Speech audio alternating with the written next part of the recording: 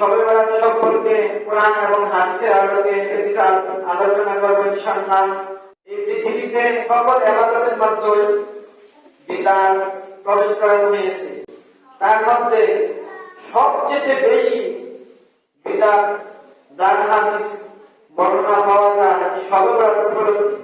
এতই যার হাদিস তারা বর্ণনা করছে যে যার হাদিসের কারণে মহান আল্লাহ রাব্বুল আলামিনের কোরআনের আয়াতকে তারা অস্বীকার করে। যার হাদিস এমন ভাবে বর্ণনা করছে যে কোরআনের আয়াতের উপরে তারা যার হাদিসকে প্রাধান্য দেয়। শবে বরাত এই শব্দটা কোরআন এবং হাদিসে কোথাও নাই, কারণ শবে বরাত শব্দটা আরবি শব্দ না, এটা হচ্ছে ফার্সি শব্দ। সব শব্দের অর্থ হয়েছে রাত অথবা রজনী, আর বরাত শব্দের অর্থ হয়েছে মহিমান্বিত, সম্মানিত। এই শবে বরাত এই শব্দটা ফার্সি, আরবিতে এই শবে বরাত শব্দটা হয় লাইলাতুল কদর, সম্মানিত রাত।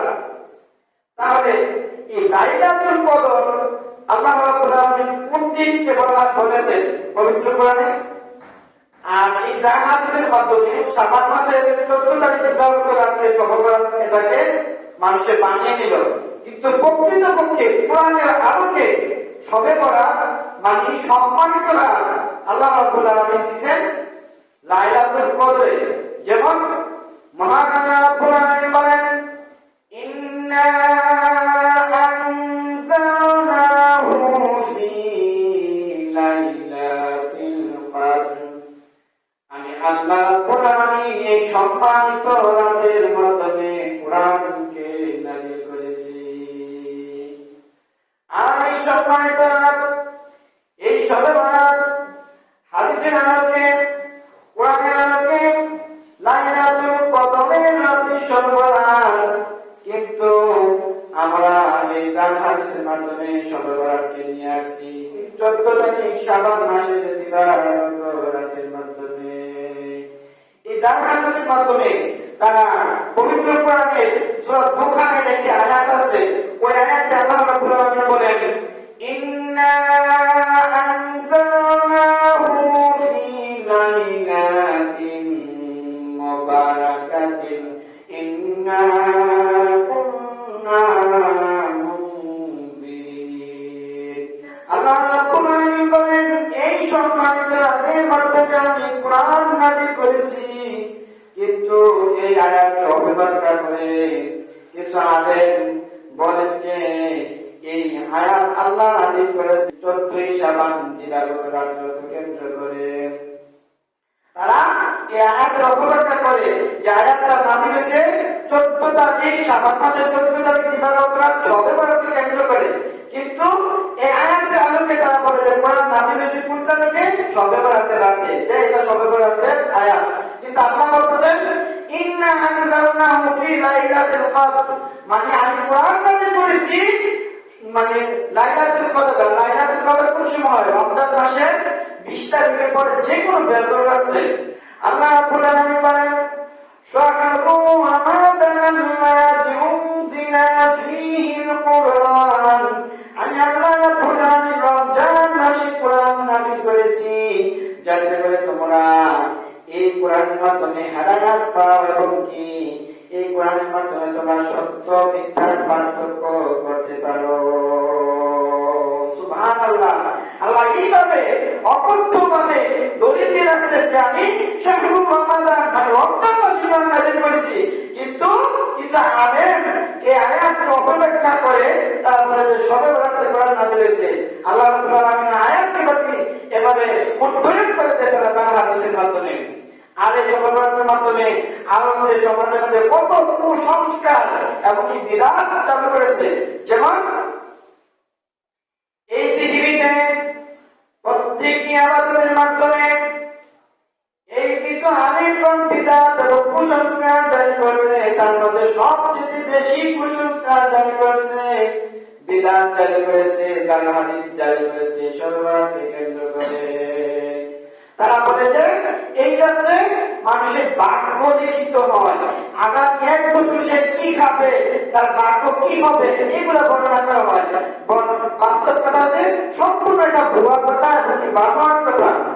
যেমন সহিহ হাদিসে আব্দুল্লাহ ইবনে মাসউদ রাদিয়াল্লাহু তাআলা থেকে বর্ণিত, রাসূলুল্লাহ সাল্লাল্লাহু আলাইহি ওয়াসাল্লাম বলেন, সকল মানুষ তার মায়ের গর্ভে 40 দিন থাকে শুক্র হিসেবে, তার মায়ের গর্ভে 40 দিন থাকে রক্ত হিসেবে, তার মায়ের গর্ভের ভিতরে প্রত্যেক মানুষের 40 দিন থাকে মাংস টুকরো হিসেবে। বুখারী শরীফের হাদিস, রাসূল সাল্লাল্লাহু আলাইহি ওয়াসাল্লাম বলেন, প্রত্যেক মানুষ তার মায়ের গর্ভে 40 দিন থাকে শুক্র হিসেবে।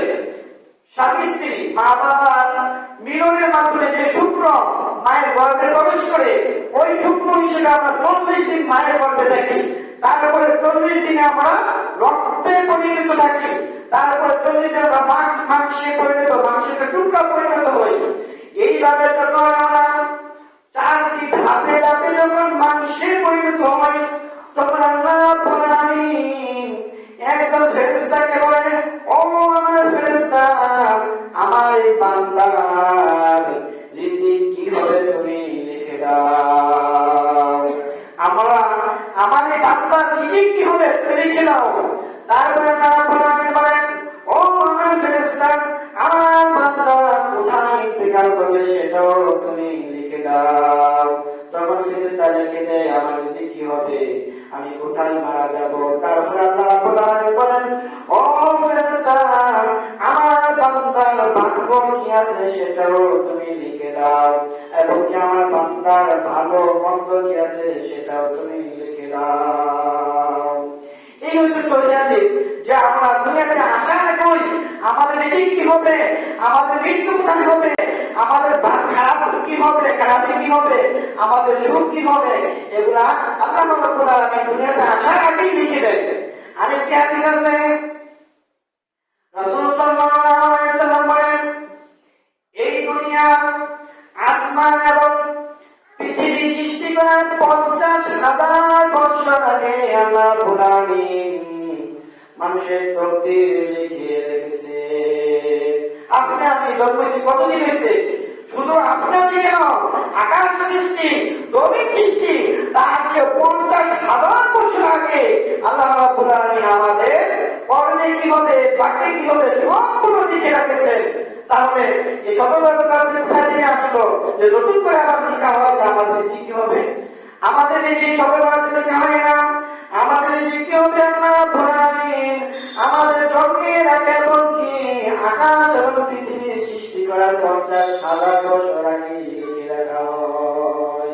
অতএব আমি বিশ্বাস রাখবো দুনিয়াতে আসার 50,000 বছর আগে এবং কি আসমান জমিন সৃষ্টি হওয়ার 50,000 বছর আগে আল্লাহ রাব্বুল আলামিন আমাদের তকদীরে লিখে রাখছেন আমরা কি করব নাকি কি করব। রাসূলুল্লাহ সাল্লাল্লাহু আলাইহি ওয়াসাল্লাম বলেন, যার হাতে আমার জীবন আমার মরণ, ওই আল্লাহর কাছে কসম করে বলি, মানুষের তকদীর এমন একটা জিনিস, ভাগ্য এমন একটা জিনিস। মনে করো একজন মানুষ জান্নাতের আমল ইবাদত করতে করতে করতে করতে তার থেকে 1 বিগত অথবা 1 হাত দূরে জান্নাত অবস্থান করছে, এমন সময় তার তকদীর তাকে পরিবর্তন করে দেয়, তখন সে করে কি এমন আমল ইবাদত করে সে জাহান্নামের কাছে লিপ্ত হয়ে যায়। তেমনি ভাবে একজন লোক সারাটি বছর জাহান্নামের কাজ করতে করতে করতে করতে তার থেকে আর জাহান্নাম 1 বিগত দূর অথবা 1 হাত দূরে জাহান্নাম, কিন্তু এমন অবস্থা তার তকদীর তাকে পরিবর্তন করে ভালো আমলের দিকে নিয়ে যায়, তখন সারা বছর জাহান্নামের কাজ করার লোকটাও তকদীর পরিবর্তনের কারণে সে জান্নাতে চলে যায়। তকদীর এমন একটা জিনিস, তকদীরের উপর এমনভাবে বিশ্বাস রাখতে হবে।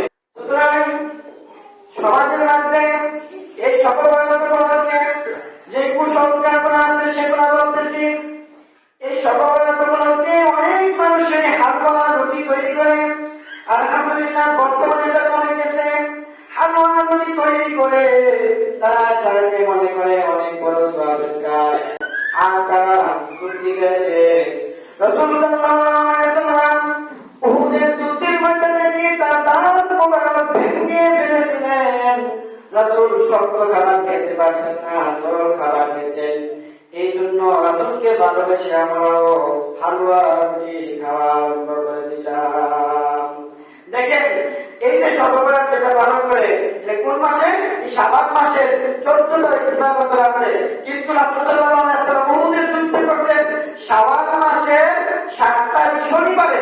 আরো 2 মাস পরে রমজান মাসের পরে হচ্ছে উহুদের যুদ্ধ। আর মাসে লাগা দিল কি? হালুয়া দিয়ে একটা কুসংস্কার। আসলে এটা সম্পূর্ণ বানোয়াট একটা এবং ভিত্তিহীন একটা আমল ইবাদত আরম্ভ করছে।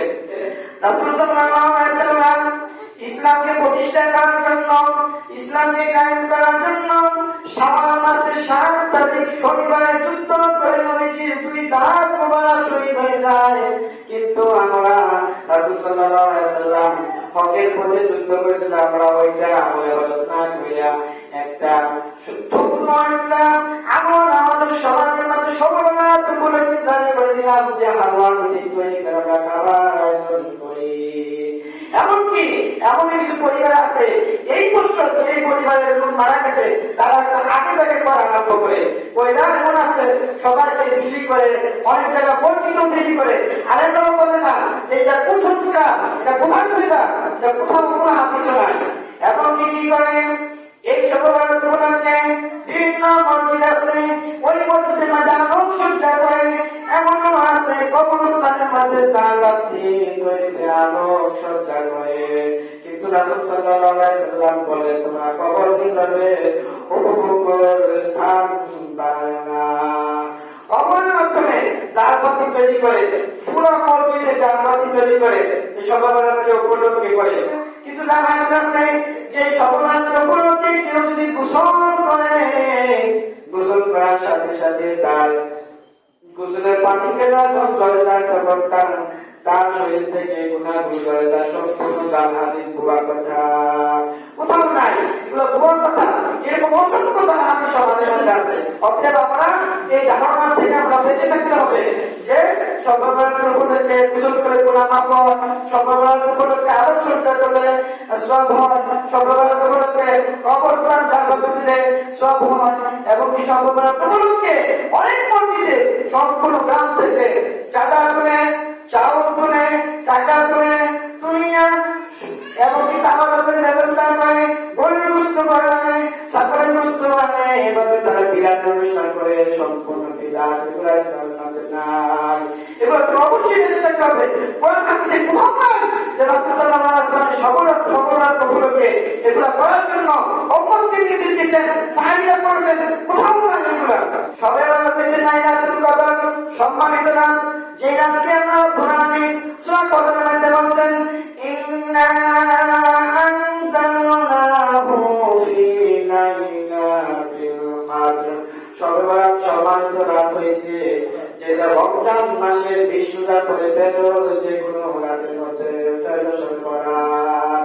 ওই যে পবিত্র সবে বরাত, ওই সবে বরাত উপলক্ষে আল্লাহ রাব্বুল আলামিন অসংখ্য মানুষের গুনাহ মাফ করে দেন। কিন্তু এই যে সবে বরাত উপলক্ষে আমাদের কি করণীয়? অনেক জায়গায় আছে এই সবে বরাত উপলক্ষে দল বেঁধে বেঁধে কবরস্থানে যায় কবর জিয়ারত করার জন্য। কবরে কোরআন তেলাওয়াত করে, কবরে সূরা পড়ে, কবরে গিয়া তারা বিভিন্ন সূরা পড়ে উদ্ধারের জন্য দোয়া করে। আসলে বাস্তব করা হয়েছে রাসূল সাল্লাল্লাহু আলাইহি ওয়াসাল্লাম এবং সাহাবীরা তাদের জীবনে কখনোই কবরস্থানে গিয়ে কোরআন তেলাওয়াত করেন নাই। কবরে কোরআন তেলাওয়াত করা যায় না। 2টি জায়গার মধ্যে কোরআন তেলাওয়াত করা যায় না, 2টি জায়গার মধ্যে নামাজ পড়া যায় না। কবরস্থানে কোরআন তেলাওয়াত করা যাবে না, কবরস্থানে নামাজ পড়া যাবে না। তেমনি ভাবে অপবিত্র জায়গার মধ্যে কোরআন তেলাওয়াত করা যায় না, অপবিত্র জায়গার মধ্যে নামাজ পড়া যায় না। কবর থেকে আমরা শুধু দোয়া করতে পারি। রাসূল সাল্লাল্লাহু আলাইহি ওয়াসাল্লাম শিখাইছে তোমরা কবর থেকে এখন দোয়া করো, আসসালামু আলাইকুম ইয়া দারি কওমি মুসলিমিন, আসসালামু আলাইকুম ইয়া আহলিল কুবুর। আপনি মোতার জন্য যে কোনো জায়গায় দোয়া করতে পারেন, মসজিদে বসে করতে পারেন, কবরস্থানের সামনে দাঁড়িয়ে দোয়া করবেন, আসসালামু আলাইকুম ইয়া আহলাল কুবুর, আসসালামু আলাইকুম ইয়া আহলাদ দারি কওমি মুমিনিন। এইভাবে দোয়া শিখাইছে রাসূল সাল্লাল্লাহু আলাইহি ওয়াসাল্লাম। কিন্তু আমরা এইভাবে আমরা একটা নিজেরা মন করা কিছু বিধান চালিয়ে দিচ্ছি। এগুলো অবশ্যই ফিরে আসতে হবে। সবার উপলক্ষে আমরা কি করতে পারি?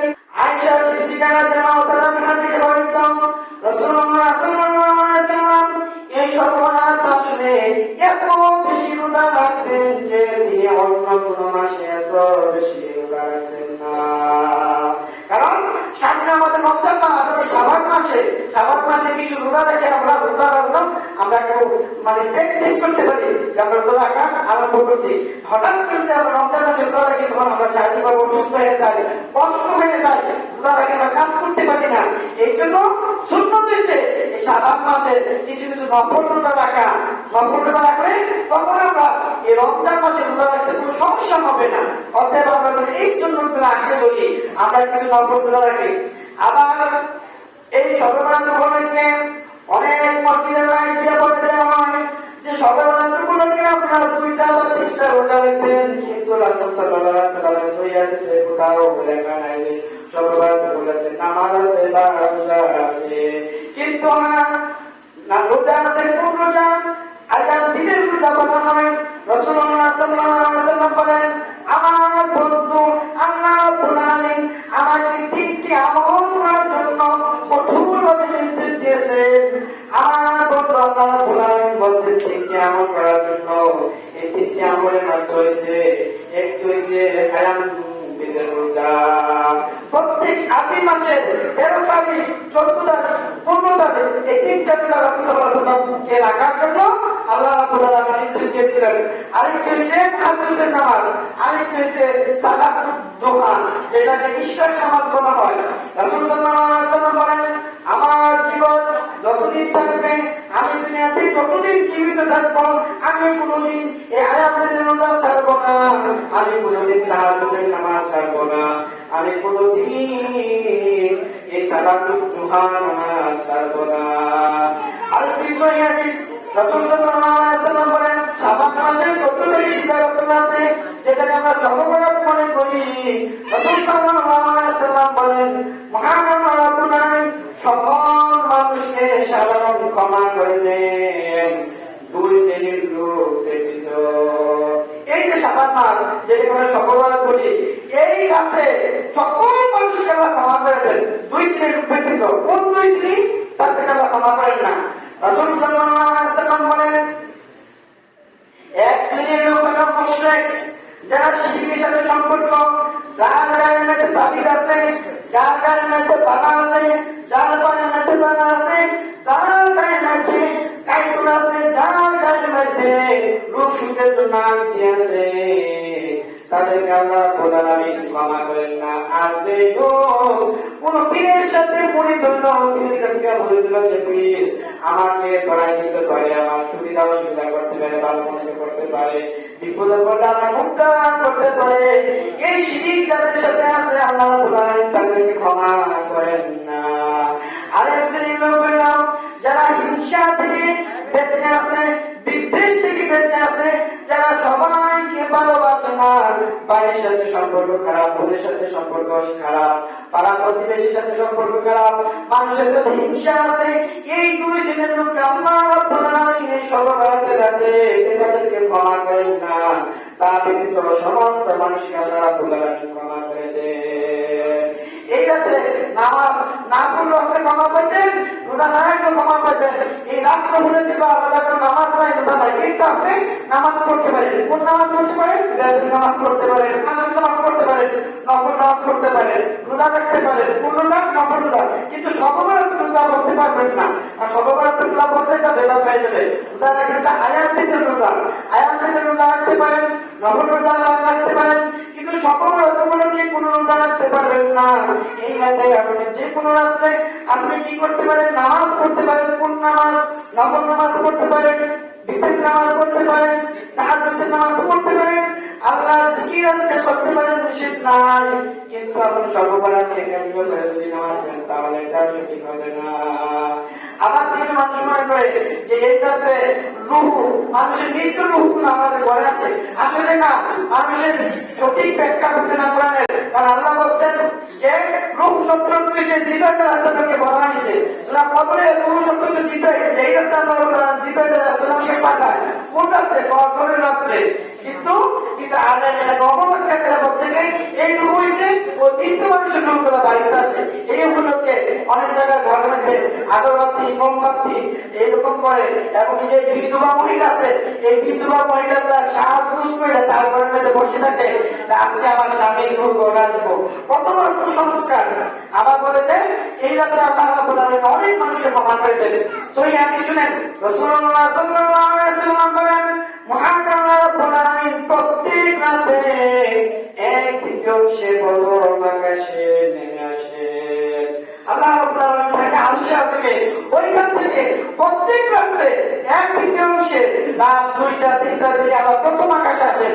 আসার পরে আল্লাহ রাব্বুল আলামিন সকল মানুষকে ডাকেন ও আমার বান্দা তোমরা কারা আমাকে ডাকবা আমি তোমাদের ডাকে সাড়া দেব ও আমার বান্দা তোমরা কারা আমার কাছে সাহায্য চাইবা আমার কাছে সাহায্য চাও আল্লাহ রাব্বুল আলামিন তোমাকে সাহায্য করব আবার আল্লাহ রাব্বুল আলামিন ডাকে ও আমার বান্দা আমার কাছে তোমরা তওবা করো ক্ষমা চাও আমি আল্লাহ রাব্বুল আলামিন তোমাকে ক্ষমা করে দেব মাফ করে দেব এটা শুধু সকালবেলা না প্রত্যেক রাত্রে আল্লাহ রাব্বুল আলামিন প্রথম আকাশে আসে সবাইকে ডাকে কার কি লাগবো কার কি সমস্যা আছে আমার কাছে চাও আমি আল্লাহ রাব্বুল আলামিন তোমাকে দেব আমরা প্রত্যেক নামাজের মধ্যে প্রত্যেক রাকাতের মধ্যে বলি ইয়্যাকা না'বুদু ওয়া ইয়্যাকা নাস্তাঈন হে আল্লাহ আমরা তোমার ইবাদত করি এবং তোমার কাছে সাহায্য চাই কিন্তু তারপরে আমরা আপনাকে ভুলিয়ে আবার অন্যর কাছে সাহায্য চাইছি করি অর্থাৎ এই সর্বপ্রাণ থেকে আমরা শিক্ষা নিলাম কি যদি আপনারা এই সর্বপ্রাণকে কেন্দ্র করে ইবাদত করতে চান তাহলে কোন ইবাদত করতে পারবেন আপনারা নফল নামাজ পড়তে পারেন বাধা নাই কিন্তু নিয়ত রাখতে হবে এটা কি নামাজ তাহাজ্জুদের নামাজ অথবা নফল নামাজ যদি আপনি রোজা রাখতে চান রোজা রাখতে হবে কি রোজা আয়াত পেতে রোজা অথবা যে কোনো নফল রোজা যে রাসূল সাল্লাল্লাহু আলাইহি ওয়াসাল্লাম এই শাবান মাসে নফল রোজা রাখতেন কিন্তু সবার নামে কোনো রোজা নাই কোনো নামাজ নাই রাসূল সাল্লাল্লাহু আলাইহি ওয়াসাল্লাম বলেন নফল নামাজ যত নফল নামাজ আছে সব নফল নামাজ যদি বাড়িতে করে ওই পরিমাণে আল্লাহ রাব্বুল আলামিন রহমত নাযিল করেন সুন্নাত নামাজ নফল নামাজ মসজিদে বেশি উত্তম হতে বাড়িতে পড়া ঘরের মধ্যে নামাজ পড়ে দুইটা লাভ একটা লাভ হচ্ছে ওই ঘরের মধ্যে রহমত নাযিল করে দ্বিতীয় লাভ হচ্ছে আপনার নামাজকে দেখে আপনার সন্তান আপনার স্ত্রী পড়াও নামাজ শিক্ষা আরম্ভ করলো এই দুইটা লাভের কারণে কত নফল নামাজ আছে আপনি বাড়িতে আদায় করতে পারেন অতএব আমরা যে আমরা নফল নামাজ বেশি বেশি পড়বো তার নামাজ বেশি বেশি পড়বো এবং নফল রোজা বেশি বেশি রাখবো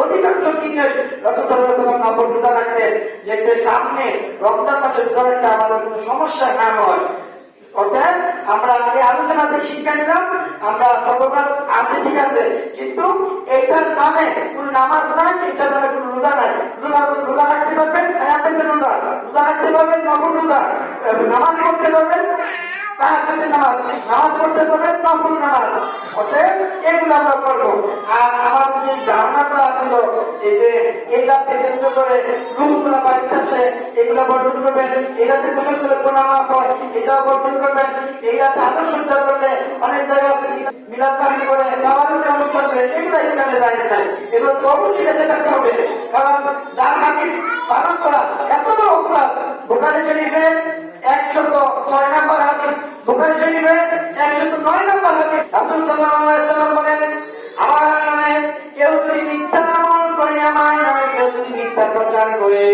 তাহলে সে যতই আমার ইবাদত করুক সে দুনিয়াতে থাকা অবস্থায় জাহান্নামে পৌঁছাবে মানে সে থাকবে আল্লাহ রাব্বুল আলামিন সেখানে নিশ্চিত করে দেন আমি এত আমলের মধ্যে কি হবে যদি আপনি জাহান্নামে যান নবীর নামে মিথ্যা বলে নবীর নামে মিথ্যা পালন করে আমরা কোনো বেশি বেশি নফল নামাজ পড়বো নফল রোজা পড়বো যেটা শাবান মাসকে কেন্দ্র করে সবার কেন্দ্র করে না অর্থাৎ আমরা দয়া করে সঠিকটা